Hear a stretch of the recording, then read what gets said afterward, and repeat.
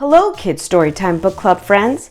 Today we have a special guest with us. Sonic the Hedgehog is here, and he's going to be playing along as we read today's book and get ready for his new film, Sonic the Hedgehog 2, and this is a backup book where we get to speed through his first movie.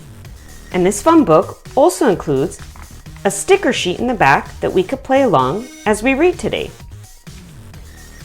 This story is by Pat Casey and Josh Miller and written by Jake Black. And if you really enjoy this book, we will leave a link in the description box below where you can purchase the book and read aloud with us next time. There will also be a link as to where you can find Sonic the Hedgehog. But before we get started, make sure to give us that thumbs up, press that subscribe button right down there, and let's get started with the read aloud fun. Come on, Sonic. Hi there. My name is Sonic. I grew up on an island on the other side of the universe. I have the ability to run super fast, and I was supposed to keep that power secret. But I caught the attention of some bad guys who wanted to hurt me. To keep me safe, my guardian Longclaw used a ring to send me to Earth. I arrived on Earth in the town of Green Hills, Montana. It's a beautiful place filled with lots of friendly people. My favorites are the sheriff, who I call Donut Lord, because he loves to eat donuts, and his wife, who I call Pretzel Lady, because she twists her body like a pretzel.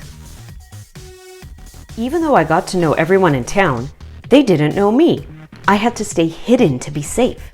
Still, staying hidden made me feel very lonely. One night, I was so lonely, I decided to play baseball. I hit a home run off a pitch I threw myself. As I ran around the bases, I accidentally ran so fast, I sent out an energy pulse and knocked out all the power for the entire town. The government was really mad about the power outage and figured out I had something to do with it. They sent a brilliant but evil scientist named Dr. Robotnik to look for me. He had developed amazing robots that would do his bidding and help him capture me, or worse. I had to leave. Longclaw had given me extra rings that I could use to open a portal to a mushroom planet and escape. I went back to my lair to grab my rings, but before I could open the portal, Robotnik and his drones almost found me. I ran to the one place I knew I'd be safe, Donut Lord's house, but he found me. I must have scared him because he hit me with a tranquilizer dart. As I fell asleep, I dropped the rings. They all fell into a portal to San Francisco that I accidentally opened, and landed on top of a building. When I woke up, I explained everything to Donut Lord, who agreed to help me. Suddenly, Robotnik showed up at the house looking for me. I hid in the attic while Donut Lord tried to stop Robotnik. Some of Robotnik's drones broke into the attic to look for me. I rolled into the kitchen where Robotnik saw me. Donut Lord grabbed me and carried me outside. The drones fired their weapons at us as we ran. I could have taken them all on, but Donut Lord had other plans. We jumped in his truck and escaped. Donut Lord refused to go to San Francisco to find my rings. He told me it was west, so I ran west right to the ocean.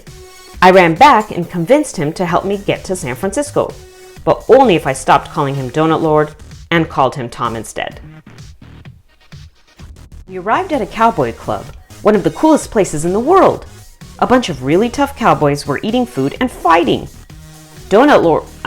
Tom, had to make a phone call to the sheriff's office.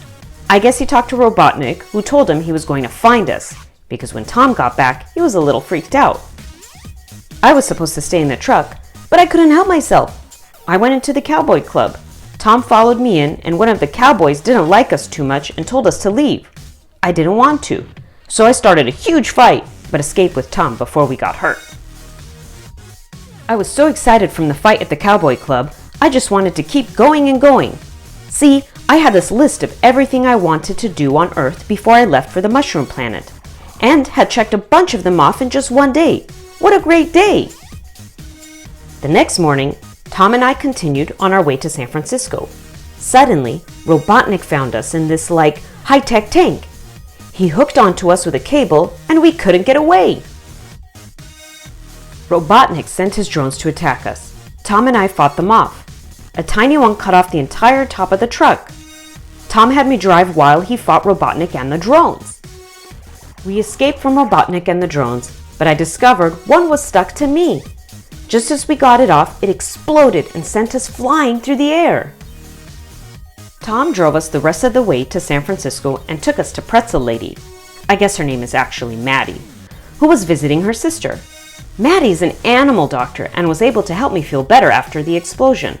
And her niece gave me some awesome sneakers to run in. Tom and Maddie figured out which building my rings fell on. They sneaked me into the building in a really tiny bag and got me to the roof. I found my rings and said goodbye to Tom and Maddie.